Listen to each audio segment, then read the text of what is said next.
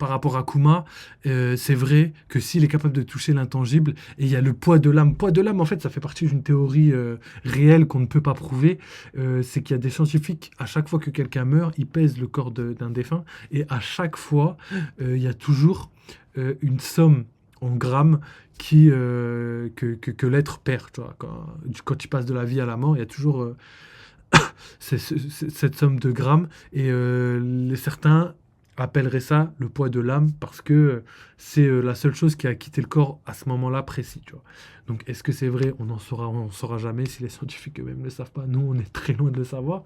Mais tout ça pour dire que Vegapunk se tire de... Enfin, l'inspiration vient de cette théorie. Du coup, est-ce que le poids de l'âme, ce serait pas la bulle de souvenir?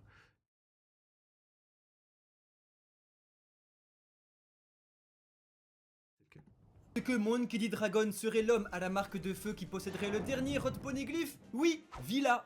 Un parallèle intéressant pour les révolutionnaires, c'est celui de Kuma avec Sabo. Là, vous me dites...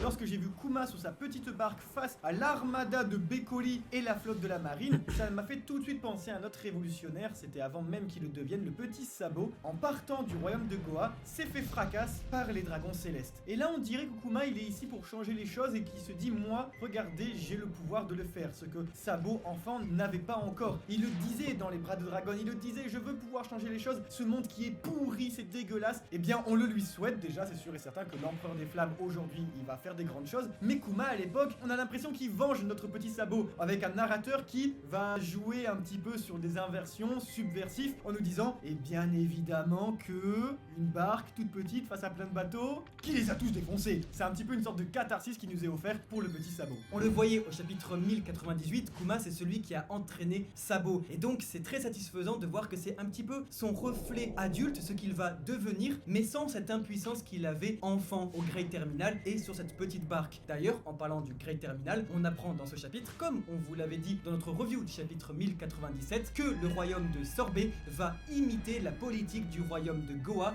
en créant un gigantesque incendie. Mais cette fois-ci, Kuma, contrairement à Sabo, lui va pouvoir sauver tout le monde. Ce qui est intéressant avec cet incendie, c'est que beaucoup vont pouvoir penser peut-être à la figure de Néron qui... Bah, du coup, moi, j'ai regardé leurs vidéos et je me rappelle pas du tout qu'ils aient dit ça. Bon, ça se peut. Après, c'était peut-être pas aussi explicite que dans le manga, mais à mon sens, c'était quand même très compliqué de voir le parallèle entre Goa, les années, les correspondances. Je me rappelle pas. Je l'ai vu en plus leur truc. Après, je pense pas ils montent. Hein. De toute façon, c'est facilement vérifiable. Je pense qu'il y a des gens qui sont vérifiés. Mais du coup, je suis passé à côté de ça. Alors on l'a analysé ensemble sur la chaîne, les gars. Un empereur tyrannique dans l'Empire romain et qui est à l'origine de l'incendie de Rome, qui a tout ravagé. Mais alors là où c'est très impressionnant, c'est que ce sont en réalité les empereurs suivants qui ont entaché l'image de Néron dans l'histoire, et c'est quelque chose qui se faisait très souvent dans les contre-histoires pour, dès que vous prenez la place de quelqu'un, vous pétez l'image du précédent pour lui dire qu'il était bien guesse, bien pourri. Et c'est comme ça que, pas injustement, mais majoritairement, a été attribué l'incendie à Néron. Comme Kuma, on lui a attribué après coup l'incendie, alors que, je dis pas que Néron était en train de sauver les gens à Rome, mais que cela dit, Kuma lui était en train de sauver les gens, et qu'il a du coup, tout comme Néron, à cause de ses successeurs, été accusé d'être tyran. クマは政府を嫌っているのよ。自分の命を政府に差し出すような真似。そんなこと絶対にしないブルだわや。 Kuma, c'est un boucanier, c'est un esclave, c'est un révolutionnaire, c'est un prêtre, c'est un roi, c'est un cyborg, c'est un clone, et c'est surtout, et en premier lieu, un Shishibukai. Et c'est tout ce qui nous manque. Quoi? Je vais dire ouais, un truc beau genre, et c'est avant tout un papa. Non mais c'est avant tout un Shishibukai. Pourquoi est-ce que Kuma a décidé de son plein gré de devenir Shishibukai, de devenir un homme à la botte du gouvernement mondial, ce contre quoi il s'est battu toute sa vie? C'est la toute dernière chose que va faire Kuma, c'est s'offrir au gouvernement mondial pour devenir un Shishibukai. On apprenait au chapitre 1072 des paroles de Vegapunk que c'était la décision propre de Kuma. Et étonnamment, ce chapitre nous a... Après, c'est vrai, déjà, la décision propre de Kuma, je pense que c'est pas totalement vrai. Je pense que c'était sa décision, mais parce qu'il n'avait pas le choix. Ensuite, il y a beaucoup d'incohérences, enfin pour l'instant, hein, c'est parce qu'on n'est pas au courant de ce qui va se passer ou ce qui s'est passé. Et du coup, on se pose énormément de questions. Déjà, par rapport au discours qu'on a eu dans le dernier chapitre, donc le 1099, on se demande pourquoi la vision de Kuma a tellement changé, alors que là, Kuma voulait créer des clones, ouais, de lui-même pour que ces clones-là puissent, à travers le monde, sauver toutes les personnes dans le besoin, etc. Alors que maintenant, on sait très bien à quoi ils servent les clones. Et si demain, on doit prendre d'assaut un pays avec des enfants, comme par exemple Kuma quand il était jeune, à l'image de Kuma quand il était jeune, pour moi, son rêve s'évanouit, tu vois. Et le fait que là, il est toujours d'accord, enfin, il s'est donné à la marine, il a donné son corps, il est devenu Shishibukai, etc., etc. Donc, qu'est-ce qui s'est passé? Je sais pas du tout. J'aimerais croire sincèrement que Kuma avait quelque chose en tête. Je pense que si c'était offert à la marine, peut-être qu'il avait un pacte, comme je le dis à chaque fois depuis très longtemps, avec Vegapunk. Au-delà du pacte avec les démons, là, avec le Gorosei, je pense qu'il a un pacte avec Vegapunk et qu'à la fin, il pourra revenir à la vie grâce à ses souvenirs. Enfin, potentiellement revenir à la vie. Donc on verra, mais toujours cette interrogation, on n'aura pas de réponse avant le prochain chapitre. D'ailleurs, est-ce que dans le prochain chapitre, ils vont nous donner toutes les informations par rapport au Gorosei, par rapport à son pacte, etc. Moi, je pense que oui, mais ça se peut que Oda réserve ça pour, je sais pas, la fin de l'arc, ou on verra bien. On verra, les gars, on verra. Pour sauver sa fille Bonnie, il serait prêt à faire un pacte avec le diable. C'est pas anodin, nous savons très bien que ce qui représente le diable aujourd'hui, c'est Saturne, le dieu militaire de la défense scientifique. C'est le diable, c'est Satan en personne. Nous savons très bien que prochainement, il va y avoir forcément dans l'équation un chantage de la part de Saturne concernant la guérison de Bonnie. Également, vu Un pacte, je sais pas. Mais c'est vrai que pour moi, personnellement, le diable, il est plus représenté par... Après, il faut voir la traduction réelle. Est-ce que il dit faire un pacte avec le diable ou est-ce qu'il dit faire un pacte avec un démon, tu vois? Faut voir aussi, parce que là, à chaque fois, on lit des chapitres. C'est des chapitres non officiels par manga moins. En vrai, ils font un travail de ouf. Merci les gars. Mais frère, des fois, les traductions, en gros, je lis, je suis abasourdi. Je suis abasourdi. Les phrases sont pas correctement écrites. Wesh. Après, je les comprends, ils veulent absolument sortir le chapitre vite. C'est pas une critique, c'est pas un jugement. Mais des fois, il faut avouer que les traductions sont complètement à côté de la réalité. Et l'impact que la phrase elle a, par exemple dans la traduction de Manga Moins, elle n'est pas aussi forte que l'impact qu'elle a, par exemple, dans les livres ou dans les traductions officielles. Donc aussi prendre avec des pincettes. Donc est-ce que c'était marqué pacte avec un démon? Est-ce que c'était marqué pacte avec le diable? Si c'était réellement marqué pacte avec le diable et qu'il n'y avait vraiment aucun rapport avec les démons, parce qu'on sait que les katakana japonais, il peut y avoir des niveaux de strates différentes de traduction et de compréhension, et ben, pour moi, Im-sama représenterait, à mon sens, plus le diable. Donc, est-ce qu'il a vu le diable? Je sais pas. Est-ce que c'est peut-être pour ça qu'il voulait annihiler sa conscience? Je sais pas. Mais en tout cas, pour moi, le diable, c'est représenté par Im-sama, mais, il y a bien un mais Saturne pourrait représenter le diable dans cette situation, parce que le diable, c'est le dieu militaire de la science, et pour moi, il n'a pas pu voir... Im-sama, ce serait trop dangereux. Ou peut-être qu'il l'a vu et juste après, ils l'ont... je sais pas. Et juste après, ils ont fait en sorte qu'ils s'en souviennent pas ou qu'ils deviennent... Non, pour moi, il l'a pas vu. Enfin, personnellement, je pense pas qu'il l'ait vu, mais il y a moyen, on verra. En tout cas, ce qui est sûr, c'est que là, je pense que le diable, c'est plus représenté par Saturne. Mais dans le manga, celui qui ressemble à plus... C'est juste ça la nuance que je voulais dire. C'est tout. parle de pacte avec le diable, il est impossible de ne pas penser à Im-sama qui représente littéralement Satan. J'aurais dû attendre avant de parler. Est-ce que alors Kuma n'aurait pas été témoin du tabou de ce monde, n'aurait pas rencontré Im pour sauver Bonnie, expliquant pourquoi Saturne au chapitre 1094 disait qu'il fallait absolument lui effacer la mémoire. D'autant plus... Ouais, c'est ça que je voulais à peu près dire. C'est qu'en vrai, Saturne pour moi, c'est plus facile à aller voir que Im-sama. Im-sama, il n'y a qu'une seule raison. Une seule raison pour laquelle elle accepterait de voir Kuma, c'est à cause de ce sang de boucanier. Elle qui a vécu les antécédents de Joey Boy, etc., à l'époque du siècle oublié, elle doit être au courant de ce que représente le boucanier. Et en tuant le tout dernier boucanier au monde, elle pense peut-être tuer l'incarnation de Joey Boy. Sauf que Joey Boy, on sait dans quel corps il s'est réincarné, et c'est bel et bien Luffy. Donc peut-être que c'est pour ça qu'elle a voulu le rencontrer. Après, le problème, comme j'ai dit tout à l'heure, il y a des chances. Pour moi, il y a vraiment des chances, mais j'ai du mal dans le sens où on a vu ce qui s'est passé avec comment il s'appelle j'ai oublié son blaze. Cobra, voilà, le roi Cobra. On a vu que dès qu'il l'a vu, ça signait son arrêt de mort, il l'a dit clairement. Donc est-ce que c'est valable pour Kuma? Après, d'un côté, il a signé son arrêt de mort, mais il était un peu trop libre à mon goût. Parce qu'en gros, sa fille, elle a été sauvée il y a 2 ans dans l'univers de One Piece.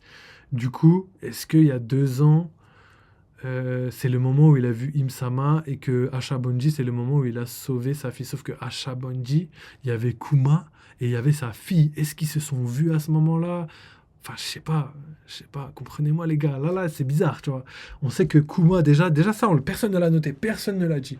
À Shabonji, il y avait de Bonnie, pardon, et Kuma sur la même île. Est-ce qu'ils sont vus, est-ce qu'ils ont discuté, est-ce qu'ils ont parlé? Je n'en sais rien, je peux pas vous donner de réponse, mais pour moi, j'ai l'impression que s'il est venu à Shabonji, c'est peut-être pas que pour accomplir sa mission. Je pense qu'il est venu dire adieu à sa fille, et ça pourrait être le moment dans le prochain chapitre ou dans le chapitre suivant qui briserait le cœur de tout le monde. Le fait que Kuma dise adieu à sa fille et que ce soit la dernière fois qu'il voit Bonnie. Déjà, il y a ça. Et il y a aussi le fait que Kuma, à Shabonji, il a aussi vu les Mugiwara, etc., etc. Donc là, le parallèle entre les Mugiwara, Bonnie et Kuma et Shabonji, et qui se passe exactement la même chose à Egghead, vous comprenez que là, il y a énormément de similitudes. Donc là, il manque... donc là, si on veut faire un parallèle, Bonnie aurait dit au revoir à Kuma et Kuma, par la suite, serait mort. Et pour moi, c'est que mon avis, c'est que ma théorie, Kuma, là, à Egghead, va voir Bonnie et va justement lui dire au revoir, soit il va lui redire au revoir, il va mourir définitivement, ce que je veux pas et ce que je crois pas, parce qu'Oda, on le connaît dans le présent, il tue pas beaucoup de monde. Et sinon, pour moi, personnellement, ça fait des mois que je défends cette théorie, et toujours pas invalidée, donc on continue d'y croire. Et là, j'ai l'impression que c'est le contraire qui va se passer. C'est-à-dire que c'est Bonnie qui va voir Kuma, Kuma va récupérer ses souvenirs, et là, c'est la renaissance de Bonnie, comme la résurrection du Christ, comme je l'ai dit dans les précédentes vidéos. Même si ça a l'air un petit peu bizarre, il y a énormément d'arguments par rapport à ça, donc je vous conseille sincèrement d'aller regarder la vidéo du chapitre 1099, la réaction. Donc voilà, ensuite, donc déjà, on met ça de côté. Ensuite, il y a Kuma, qui a séparé l'ensemble des Mugiwara. Et pour moi, là, ce qui pourrait se passer, c'est que Kuma, au lieu de séparer l'ensemble des Mugiwara, il pourrait les faire se rejoindre à un point donné. Donc ça, c'est possible. Faire le contraire de ce qu'on a déjà vu, ça ferait un parallèle entre les deux. Et du coup, est-ce que c'est possible? C'est possible, mais il y a juste le Sunny. Soit il va les faire se réunir sur le Sunny, ce qui est possible, mais en même temps un peu difficile. En plus, il ne faut pas oublier qu'il y a le robot géant, n'oubliez pas. Il va arriver très vite et il va servir, et pour moi, pas à rien. Il ne va pas servir à rien. Donc on va voir ça ensemble. Et il y a de fortes chances aussi que Kuma puisse s'enfuir avec tout le monde à la fin, ou qui se doivent rester là-bas et se sacrifier là-bas. Donc on verra, peut-être c'est un dernier ordre que Vegapunk a dit, peut-être qu'il va réussir à reprendre sa conscience, je sais pas, mais en tout cas, j'y crois fortement. Nous apprenons au chapitre 1094 que celui qui a donné l'ordre de transformer Kuma en cyborg était bien Saturne, mais que la décision entière revient uniquement à Kuma. Alors pourquoi est-ce que Kuma a décidé de faire un pacte avec le diable? Comme on vous le répète, le but d'un flashback, surtout dans One Piece, ça va être de réactualiser les enjeux de l'intrigue, à savoir donc le positionnement de Saturne et du rôle de Shishibukai dans la fin de l'histoire de Kuma. Ainsi, il est fort à parier que que nous avons vu dans ce chapitre, Saturne apprend la création des armes pacifistas, cependant il n'est pas tout à fait satisfait. Heureusement pour lui, il le dit d'ailleurs à Foxy. Pourquoi c'est Foxy? Qui c'est? On s'est dit ouais, ça peut être peut-être Kong ou je sais pas quoi. Non, ça marche pas, il avait les cheveux blancs. Qui a cette... Singe et Garcia nous apprend que Non, pour moi, c'est Kong. Et pourquoi il aurait les cheveux blancs, vu que c'est dans le passé? C'était il y a longtemps quand même. Je pense pas, hein. Après, peut-être il a eu les cheveux blancs, mais peut-être pas, hein. C'est comme Garp, on dirait, ouais, il avait les cheveux blancs, alors qu'on sait pas, on l'a jamais vu à cette époque-là. Donc Kong, ou peut-être qu'on l'a vu et que je me souviens pas, mais je me souviens pas, non, on l'a vu qu'à God Valley, on l'a vu qu'il y a 100 000 ans à Marineford. Donc on verra bien. Mais en tout cas, ce que je pense possible, c'est que... Après, c'est vrai, mais c'est vrai qu'on se rapproche petit à petit du présent. Donc c'est vrai qu'il y a moyen qu'il ait les cheveux blancs. Je sais pas. En tout cas, quand on voit par exemple Sengoku qui avait pas les cheveux blancs et qu'il était encore dans la marine et qu'après il a eu les cheveux blancs 2 ans après, je sais pas. Peut-être que c'est exactement pareil pour Kong. Que quand t'es dans la marine, t'es pas vieux. Quand tu sors de la marine, ça y est, tu deviens vieux. Peut-être c'est ça, hein, on sait pas, hein. En tout cas, pour moi, je pense que c'est Kong et c'est juste la coupe. La coupe, elle est bizarre, tu vois. Je pense pas que ce soit Foxy, évidemment, mais je pense que c'est Kong. Parce il avait déjà une coupe en triangle bizarre, tu vois. Et quand on regarde le flashback de God Valley, je sais pas si je l'ai... Oh, la flemme, la flemme. On va rester, on verra plus tard, je vous le montrerai à la fin. Là, je vais mettre la vidéo et pendant ce temps-là, je chercherai. Donc, on va vérifier ça et je vous donnerai ma théorie. Grave, il a sa petite idée derrière la tête pour pouvoir remettre les choses à son goût. Depuis le chapitre 1094, on a bien vu que c'est l'un qui ressemblait au diable, c'est cette énorme punaise de lit, et de ce fait, il est fort à parier que lorsque forcément il va soumettre son idée de guerrier, d'ailleurs il est déjà au courant, Saturne, Vegapunk va se taper en retour le cahier des charges du gouvernement qui va lui dire très bien, on autorise la création de ces armes, mais à condition de lobotomiser le dernier boucanier en vie. Ça me bute. Saturne, c'est vraiment le haters originel de Kuma. Il avait Ça, c'est 8 vraiment- ans le Kuma, il s'est... C'est le harcèlement. Ainsi, ce qui va sans doute se dérouler la semaine prochaine, pourquoi pas, serait que Vegapunk, ayant reçu les retours par mail, va dire à Kuma, je suis désolé, ils veulent te lobotomiser, on annule, on peut pas faire ça et je te ferai pas ça. Ce à quoi répondrait Kuma, tout comme Luffy qui dit à Hancock, ouais, tu vas les dépétrifier. Ah, mais super, bah c'est une excellente nouvelle, si ça peut sauver Bonnie, pas de souci. Je veux bien donner mon âme au diable, littéralement mon âme, mon cerveau, ma mémoire à Mephistopheles. D'autant plus que, rappelez-vous, nous avions sur Egghead Island un discours de Vegapunk sur le poids de l'âme. Et ce que Eiichiro Oda ne va pas faire de cette métaphore une réalité. Et ce que, comme nous savons très bien que le pouvoir de Kuma a la possibilité de rendre tangible l'intangible, ce qui n'existe pas, et donc peut-être la douleur, la mémoire, et bien pourquoi pas l'âme au final. Peut-être que c'est comme ça qu'il va sauver Bonnie. Parce que Vegapunk le dit lui-même, je peux la sauver de la saphirite, mais je serai obligé de faire d'elle une cyborg. Et pourtant, dans l'équation, celui qui a fini cyborg, c'est pas Bonnie, c'est Kuma. Alors je vous pose la question, est-ce que grâce Attends, à son pardon. pouvoir, Kuma, Comment j'ai pu rater une information comme ça? au final, peut-être que c'est comme ça qu'il va sauver Bonnie.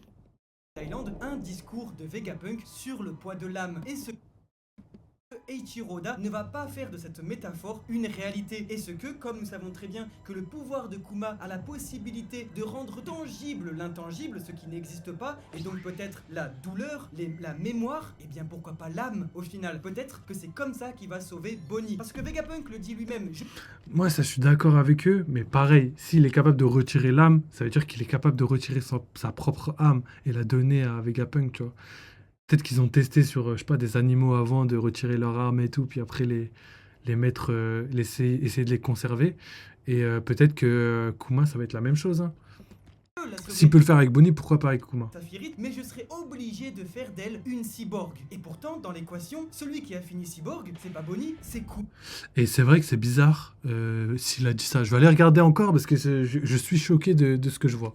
Alors je vous Donc pose on va la regarder. question, est-ce que, grâce à son pouvoir, Kuma ne va pas réussir à extraire la saphirite de Bonnie, la mettre dans son corps, et donc prendre la décision de lui-même, de son plein gré, de se transformer en cyborg, une pierre deux coups. Il va pouvoir faire ce que Saturne lui demande, l'oblige, tout en sauvant Bonnie. どうなってもこいつと政府の間にどういう取引があったかは俺も知らねえ。つい数日前までは確かにまだこいつに人格は存在した。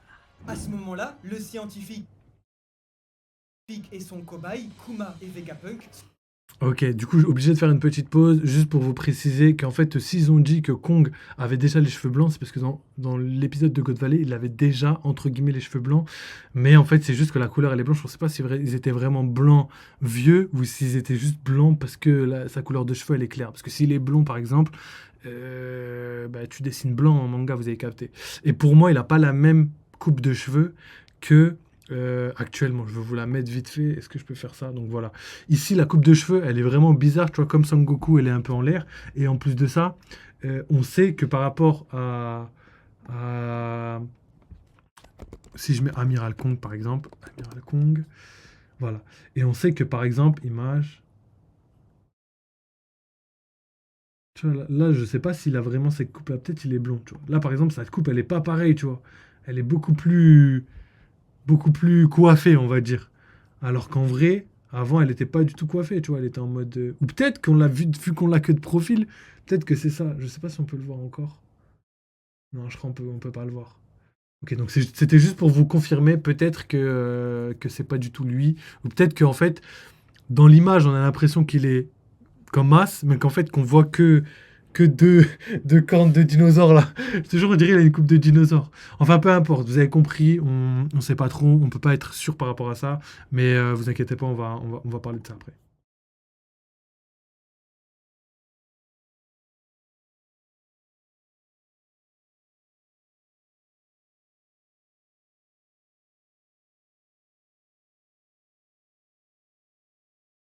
Feront la promesse, comme précisé au chapitre 1072, de ne jamais révéler la vérité à Bonnie. Comme ça, arrivée à ses 10 ans, elle croira être guérie. Mais elle pensera que Vegapunk a tué son père, un lourd fardeau à porter qui créera les enjeux de l'arc d'Egghead Island. La seule condition de Kuma sur ce marché devait être de pouvoir extraire et conserver toutes ses mémoires justement, mais sans doute que dans leur intimité, les deux meilleurs amis, c'est d'ailleurs Vegapunk qui le dit lui-même, ils étaient meilleurs potes, ont prévu quelque chose de secret. En effet, ils se sont dit ok, non mais en plus on va répondre à Saturne et en disant t'inquiète pas que d'accord on te supprime la mémoire, cela dit on va pouvoir, nous tout seuls dans le labo, veiller à conserver des ordres finaux. Déjà ça commence par extraire la mémoire de Kuma comme étant quelque chose d'extrêmement précieux puisque c'est quand même des documents très sensibles qu'il a là-haut, surtout quand on sait que l'autre pélo de scientifique est en train de faire internet. Surtout que c'est un très bel hommage au devoir de mémoire, parce que la mémoire de Kuma, c'est un livre, c'est un précieux livre à conserver. Lorsqu'on voit que le gouvernement mondial sont prêts à faire des autodafés, à détruire le savoir, et bien la mémoire de Kuma, c'est le livre le plus important pour l'histoire de l'humanité.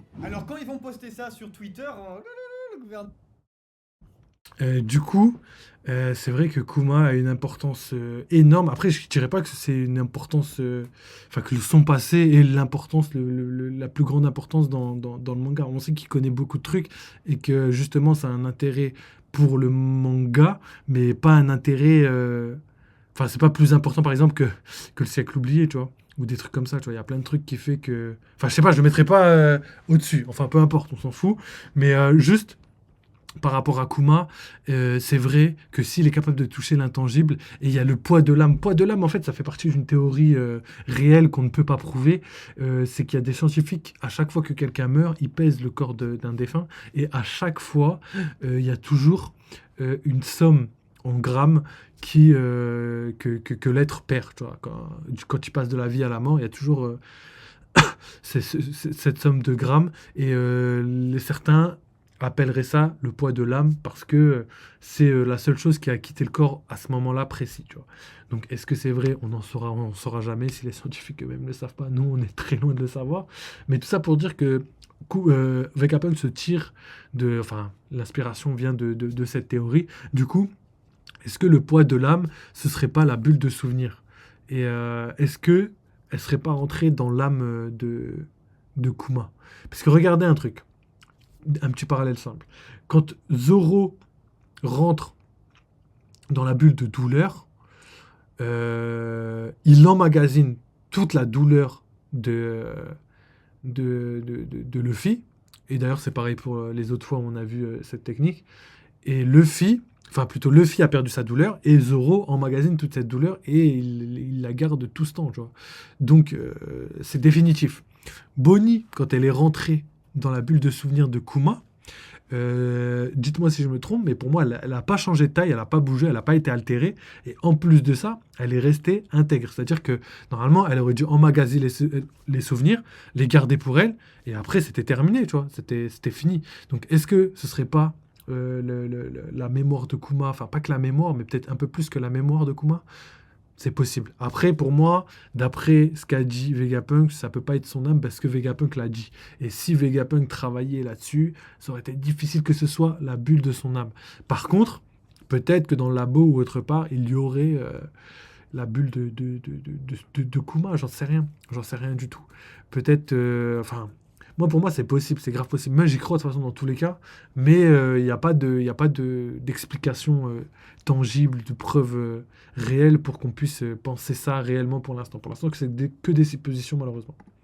Mondial, il va être cancelled. Mais en plus de tout ça, et c'est comme ça qu'on va conclure, vous allez voir en bouclant la boucle, il y aura dans le cerveau modifié de Kuma des ordres ultimes secrets. Souvenez-vous, du coup, on a commencé cette review en vous disant que tout commençait et tout finissait à Shao Body pour les lecteurs. Et ben pour Kuma, c'est un petit peu la même chose. La dernière étape de son existence est centrée autour d'un certain chapeau de paille. On l'a vu arriver à Thriller Bark. D'ailleurs, avec le Gorosei, on l'entend dans l'animé, tandis que dans le manga, c'est pas précisé. Mais grâce aux voix de l'animé, on sait que c'est bien Saturne qui entend parler de l'arrivée de chapeau de paille sur Thriller Bark et qui demande à Kuma de les exécuter. Et bien à partir de là, c'est pas anodin de savoir que le petit boucanier qui disait à sa fille Toum Toudoum Toudoum Nika a vu ce jeune garçon souriant vouloir être libre et surtout a vu Roronoa Zoro, ce serait incroyable de le revoir dessiner, se sacrifier pour son capitaine, sans hésiter. À ce moment-là, Kuma il a dû dire damn, il s'est dit je vais me pointer à Shaabodi, un lieu où il a absolument rien à foutre.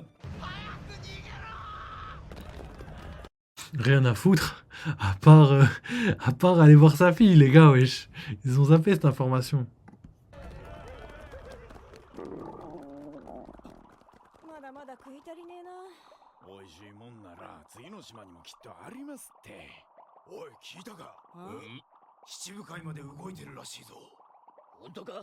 一体誰が？七部会。 En effet, si à première vue on peut expliquer la présence de Kuma sur Sabaody pour venir sauver les Mugiwara et rembourser la dette qu'il a envers Dragon en sauvant son fils, la véritable raison du boucanier de se rendre sur Sabaody était sûrement pour dire adieu à sa fille avant de Voilà, mourir merci les cérébralement. gars. Les deux sont présents étrangement sur place et nous pouvons observer au chapitre 565 Bonnie toujours sur Sabaody en train de pleurer après avoir vu son père lobotomisé à Marineford. Heureusement qu'ils en ont parlé, parce qu'en plus c'est vrai, ça fait des semaines là que je regarde les vidéos et tout, personne n'en parle. Du coup je me demande pourquoi ils en parlent pas, alors que oui, pour moi clairement il était venu pour ça, et que Mugiwara c'était le hasard. De toute façon, Luffy il a toujours de la chance cet enfoiré, donc... Après donc avoir séparé les Mugiwara et après avoir rencontré Riley, il est fort possible que Kuma soit allé dire adieu à sa fille. Les dernières paroles qu'il a adressées à Luffy c'était « Nous ne nous reverrons plus jamais, adieu ». Et pourtant, il a expliqué à Riley « Je travaille comme un révolutionnaire », tout ça, preuve qu'il en avait encore dans le ciboulot. Et plus encore, les tout dernières choses qu'il a fait consciente en tant qu'être vivant sur cette terre, c'était de protéger le bateau de celui qui fera le tour du monde, qui sera littéralement Nika. Et ben ce qui s'est pas dit, moi je pense que ce type-là, ce jeune garçon, c'est Joy Boy. Il le savait peut-être sans pouvoir le prouver qu'il y avait un lien entre ce jeune homme souriant et Joy Boy, l'homme littéralement heureux. C'est pour... Non, regardez. J'ai compris ce qui s'est passé. Quand Kuma a séparé l'équipage de Luffy, il a parlé à Rayleigh. Rayleigh qui est au courant du siècle oublié. Et pour moi, il y a vraiment aucune raison pour qu'il ne lui ait pas encore plus adressé la parole pour comprendre un peu plus. D'ailleurs, comme on en a parlé tout à l'heure, Kuma peut-être a pactisé avec Im-sama ou avec Saturne à minima. Et du coup, Im-sama a dû lui révéler quelque chose par rapport à Nika. Déjà, pour moi, Kuma, il y a moyen qu'il ait parlé de Nika et qu'il lui ait dit, oui, le guerrier libérateur, etc., et que tu sais, Im-sama, elle se retient pas, tu vois, quand on l'a vu parler avec Cobra, tu vois, elle disait les informations, elle s'en battait les steaks, tu vois, parce qu'elle savait qu'à la fin, il ne pourrait survivre.